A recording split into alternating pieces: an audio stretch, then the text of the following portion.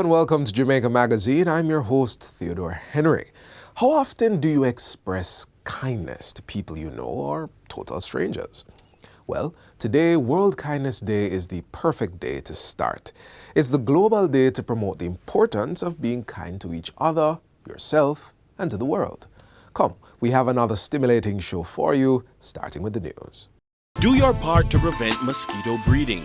Mosquitoes will breed in any container that holds water.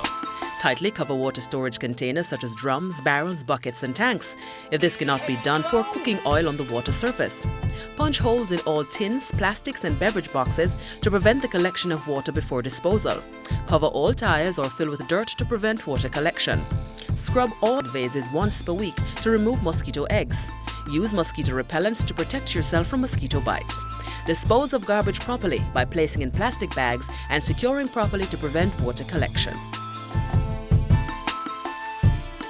A message from the Ministry of Health and Wellness.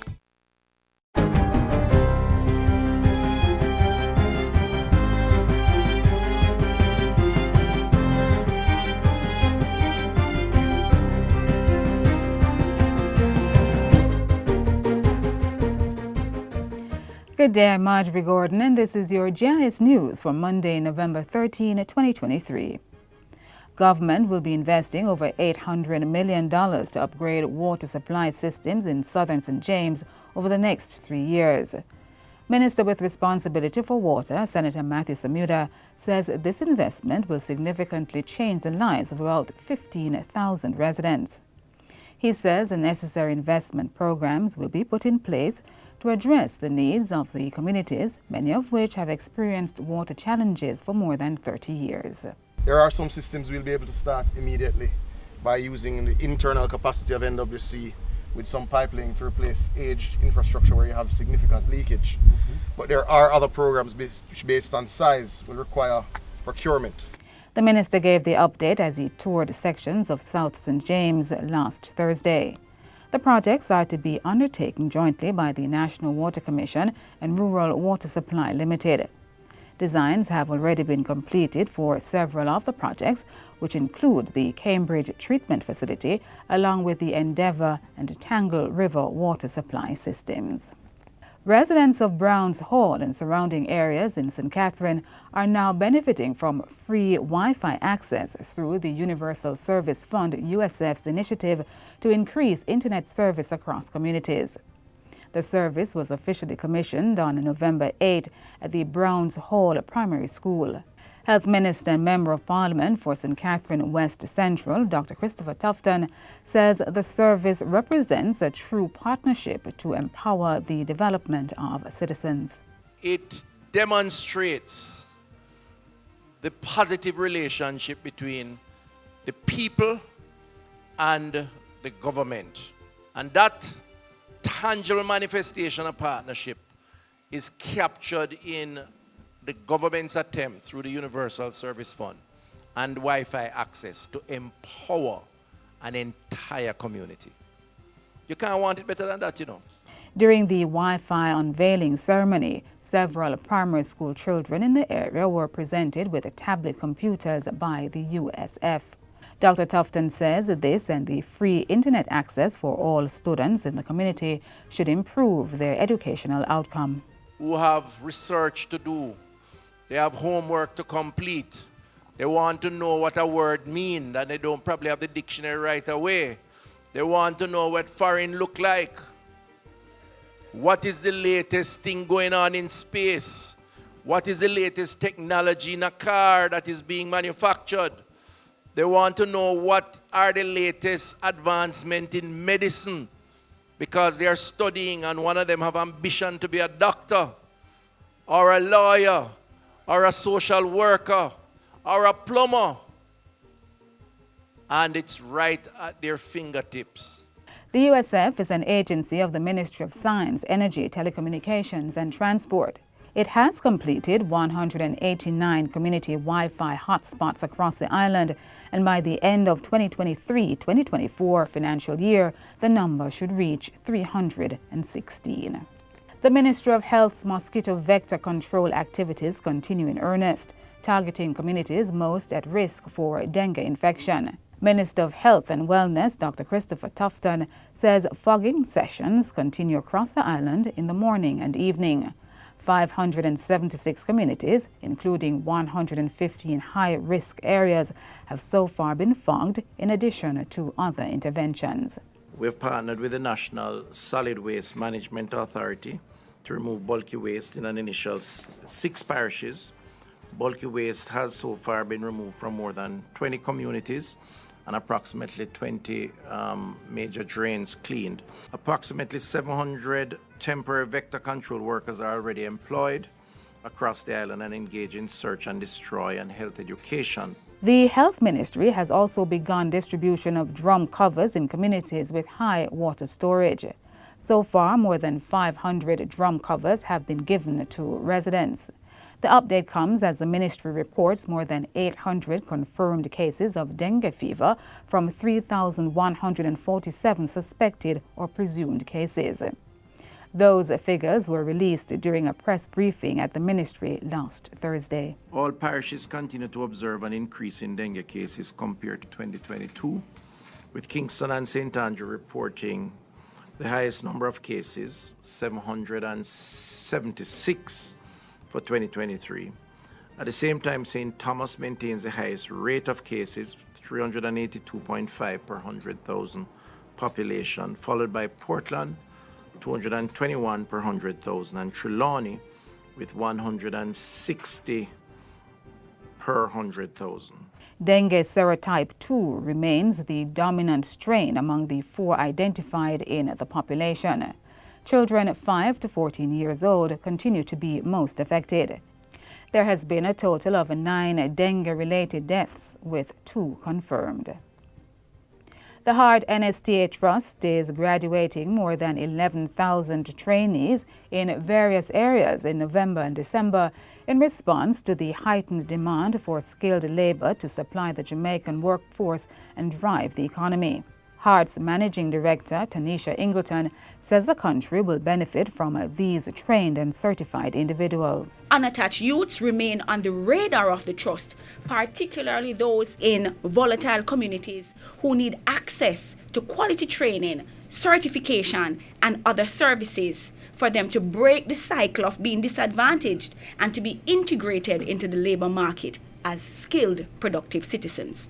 Ms. Ingleton says graduates will be placed in various sectors, including construction, tourism, manufacturing, and information technology. So the Heart NSTA Trust has been really targeted in examining the sectors, examining the priority areas, listening to industry and hearing where are the labor shortages.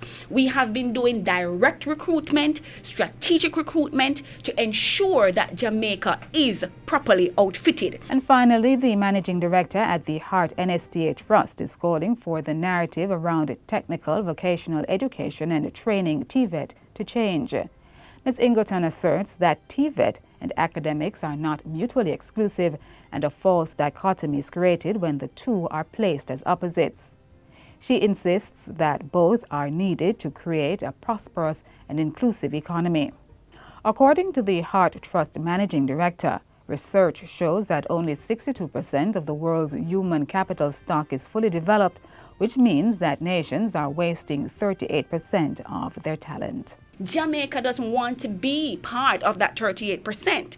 And so the trust would have long recognized the importance of skills in revolutionizing economies and has been training individuals to re-energize industries with the talent that is required to drive our economy and, of course, to meet the demands of the hybrid workplace. Ms. Ingleton was addressing a recent GIS think tank session.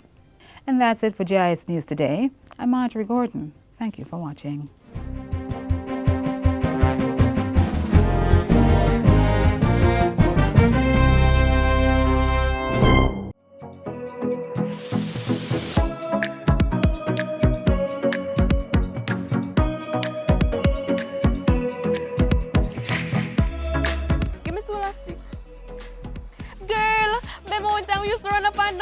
Skip and play. Come, let me take you down to the past.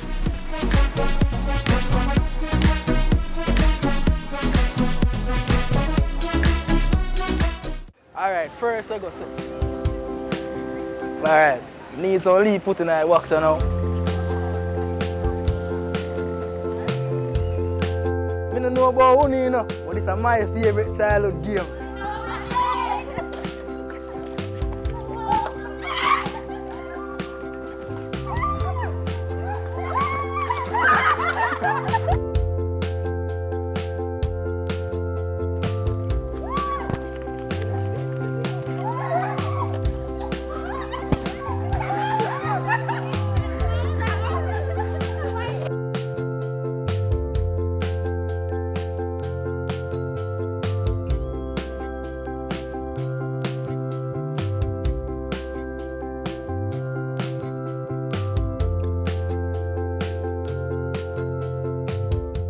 Tilapia, an excellent source of protein and nutrients and can be considered cost-effective.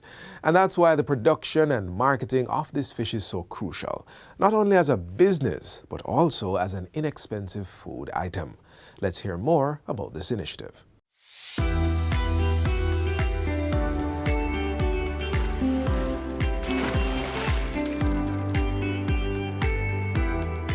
According to the Food and Agriculture Organization, in a 2011 UN-published report, Jamaica has one of the highest levels of fish consumption per capita in the Americas, with 30.6 kilograms of raw fish weight per annum.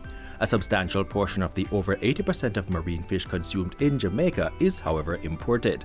The National Fisheries Authority is therefore focusing on tilapia production and marketing to meet the growing local appetite for fish. This has become necessary, especially due to the decline in coral reef fish stocks, the increasing demand for seafood, coupled with the huge untapped local market for tilapia, providing a perfect opportunity to increase import substitution. Tilapia is very important to the Jamaica food security strategy. For one, it's a priority under the National Fisheries Authority as to increase food and nutritional security. There are a lot of agricultural lands available that are capable of having fish ponds on it. There's also other government agencies who are looking to collaborate with to be creating aquaculture parks where we'll be having multiple ponds where persons can come on to grow their fish there, where we'll have the setups.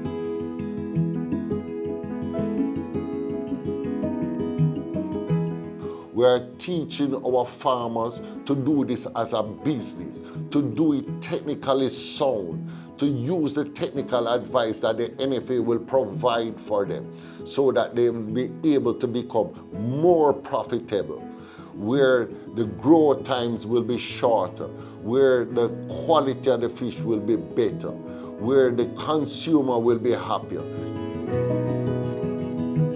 Getting started in fish farming, it's as easy as ABC. Persons first need to get in contact with the National Fisheries Authority. Then, someone from our office will actually come, speak to the person, make arrangement to come and visit the location, and then we'll do what we call a site evaluation. Your next step is to get registered with the National Fisheries Authority. Registration process is easy. You call our office, also someone will come and verify that you are a farmer, and you would need some items such as a government issued ID, 2 passport-sized pictures certified by a JP, fill out the application form, and only $600. The local industry is regulated and supported by the government to ensure quality standards. Farmers will have to maintain their water quality where possible. They can get it assessed if needed. If you are feeding your tilapia according to stocking density, making sure that they're getting the right quantity of feed, then it reduces the risk of you overfeeding the pond, and feed that is not eaten by the fish will then stay in the pond and become rotted. That will of course disrupt your water quality. This is the algae that they will feed on that will permeate through their system and causes the flesh to taste like mud. Depending on the size of the pond, so if it's a 1 acre pond, well, that 1 acre pond can stock anywhere between 10 to 15,000 advanced fries, and those normally take 6 months to reach maturity. If you live on your farm, it can be extremely profitable. You can make 50% on your investment in every crop. We look for Ponds that are not aerated, not artificially aerated, we look for about 4,000 pounds per acre per crop. And ponds that are aerated, we look for between 6,500 to 8,000 pounds per acre. You have to maintain the best water quality possible, especially as you approach harvest time. A lot of people in Jamaica don't really fully know about tilapia. I introduce it to a lot of people, and some of them are my best customers now. And before that, they never know much about tilapia. Aquaculture, especially that of tilapia, can fill the gap in the health-conscious demand for quality seafood products. Its firm texture and mild flavor makes it ideal for a variety of cooking methods.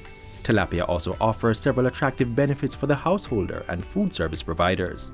Its high appeal and high profit as a center-of-the-plate item. Menu versatility, as tilapia works well with many different flavor profiles. The fact that it is low in calorie and fat for healthy menu applications.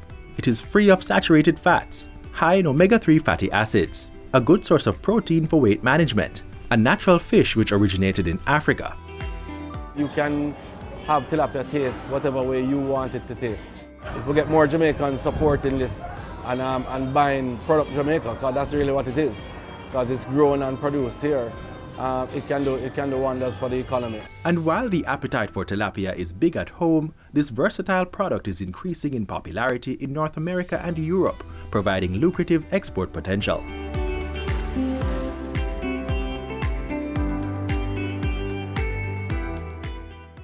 Did you know that obtaining a birth certificate from the Registrar General's Department is a simple and straightforward task? Having a birth certificate is necessary for several occasions, including school and voter registration.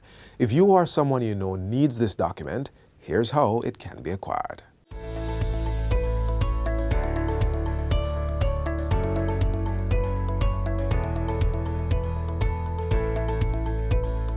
The Registrar General's Department, RGD, is an executive agency and Jamaica's sole repository of birth records.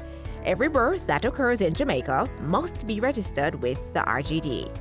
This establishes a permanent and official record of each person's existence, where they were born, and the identity of their parents. This affords the individual the right to an official identity and nationality, which is also the basis for accessing social and economic benefits. The registration process typically begins shortly after the mother gives birth in hospital or a birthing facility where the relevant form is completed by a registration officer. The process is complete once all relevant signatures are affixed to the document and the registration fee is paid. Some parents are required to do a follow-up visit with the RGD for one or more reasons. If the couple is unmarried, they may have to visit to have the father's particulars added to the form. If a child's name was not decided at birth, the parent must submit a certification of naming form. The birth certificate will be issued within 3 months for babies who were named in the hospital. Where the registration of birth is done digitally, the RGD also has the capacity to provide digital birth certificates so that parents will be able to leave the hospital with the document. Beyond bedside registration, to get a birth certificate, you must apply to the Registrar General's Department. This can be done online at www.rgd.gov.jm or by visiting any of the RGD's offices across the country. When applying, ensure that you have the following information for the person or child on whose behalf you are seeking the birth certificate: the full and correct spelling of the person's name, their sex, date, and place of birth, as well as the parish. You also need the birth entry number, full and correct spelling of the person's mother and father's names, date, and place of registration. If you don't have a birth entry number, you will need to fill out an online birth search application form. The birth entry number is on the top right-hand corner of the birth certificate, usually 2 letters and 3 or 4 numbers if you have an old one, and on the certificate of registry or the pink slip. Complete the application form and make the required payment for either the express or regular service using your credit or Visa debit card. The Registrar General's Department lists the costs for getting a certified copy of a birth certificate on its website. The current price to get the first copy is $1,500 Jamaican dollars. Additional copies will cost $500 each. Normally, it takes anywhere between 6 and 8 weeks to process a birth certificate application. However, you can make use of the RGD's 7 to 10 business days express service or 3 to 4 business days express service. If you are overseas, you also have the option of asking a family member or friend in Jamaica to assist you with getting the birth certificate. This option is usually less costly and tends to be the fastest route. Express applications for overseas customers are processed within 7 to 10 business days, and ordinary applications are processed within 4 to 6 weeks. All overseas customers will receive 2 copies of the certificate at costs based on the region in which they reside.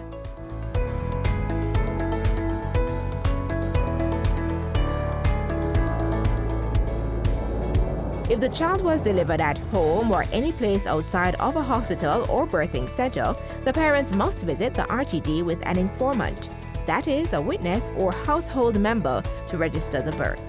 Ideally, this should take place within 6 weeks of the birth or up to a year, the latest. Persons who fail to register their children's birth within the specified year will have to complete a late registration form. This then creates a record of the birth, which is needed before making an application for a birth certificate. Among the information required for completing the late registration form are your child's first primary or prep school records, baptismal record, 3 statutory declarations, a list of all children born to the mother, and a certificate of naming. A late registration fee of $6,000 is charged for processing in 4 to 6 weeks and $8,500 for 7 to 10 business days. Parents will be interviewed as part of the application process and will receive a birth certificate when the process is completed, with the standard RGD service cost and processing time applied.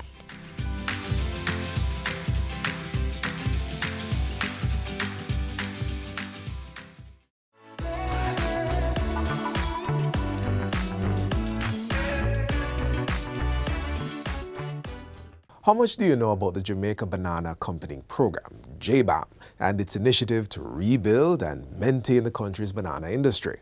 If the answer is not much, then watch this next feature to learn more.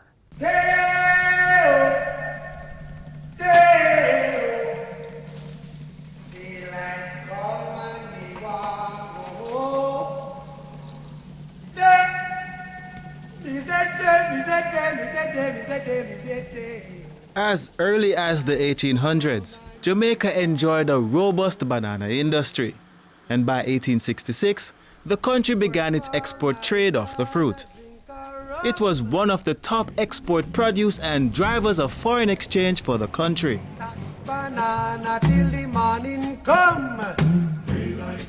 For years, the country and farmers alike enjoyed the success which saw up to 70,000 tons of banana being exported in 1993.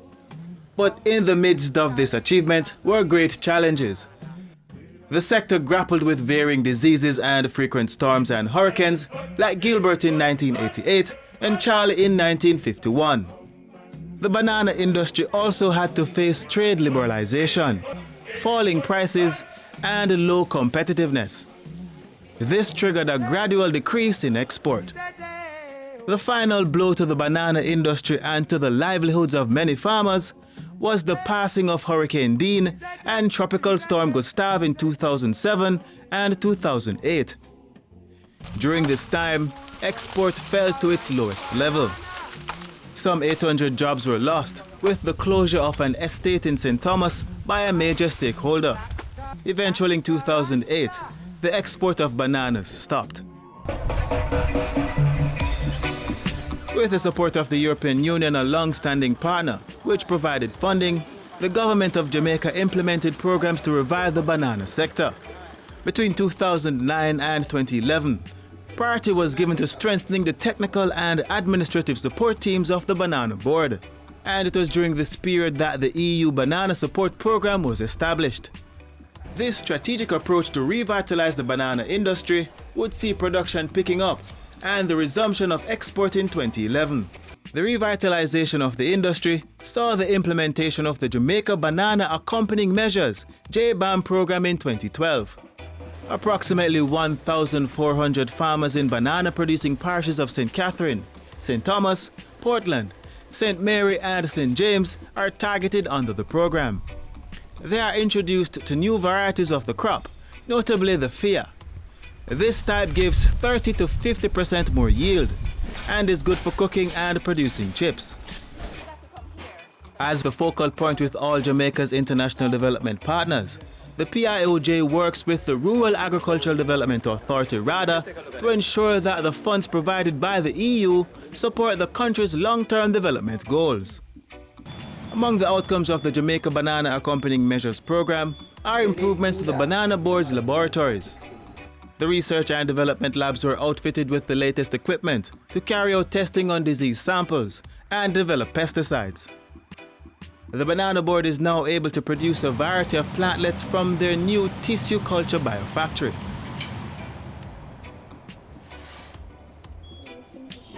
The projection is for the board to produce 120,000 tissue culture plantlets, that is to be supplied to participating farmers of the JBAM program per year. The calculated intervention by both the government of Jamaica and the European Union also allowed for the continued operations of the banana breeding station at Bodles in Old Harbour in St. Catherine. The Banana Board currently maintains over 150 varieties of disease-resistant banana plants. The impact of the JBAM program is far-reaching. Not only are the farmers empowered to produce, but they are able to employ workers, thus spreading the financial gains across rural communities. Another advantage to the farmers is that they get the opportunity to acquire the Global Good Agricultural Practices certification. With this international standard, they are able to trade in the export market. The certification exercise is administered under the sub-program of JBAM, called the Banana Export Expansion Program, BEEP. Its main objectives are to increase banana production with international standards, develop the technical and infrastructural support of the industry, and preserve the industry's competitiveness in both the export and domestic markets. Well, the assistance that I have gotten is tremendous. We have a huge storeroom that we have compartmentalized to facilitate smooth operation and to prevent contamination and to make us more efficient. By ourselves, we would not have been able to. I've also received over $1.25 million in grant from this program, this BEEP program, and this grant was used as infrastructural development. My farm is now certified as an export farm, so I'm now able to export my own fruit to various overseas countries. The Banana Board has seen a steady increase in the export of banana and wants to take it further. Export markets currently include the Cayman Islands, Canada, the United States, and the United Kingdom.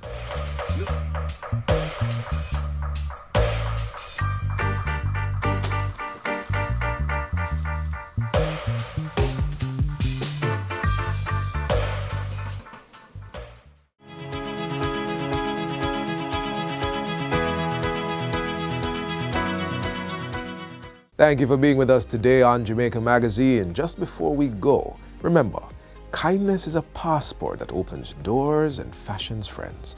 It softens hearts and molds relationships that can last lifetimes. Join us again tomorrow for another interesting journey.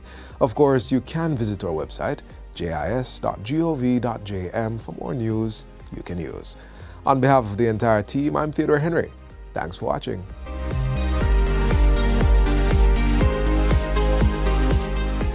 This has been a production of the Jamaica Information Service, the voice of Jamaica.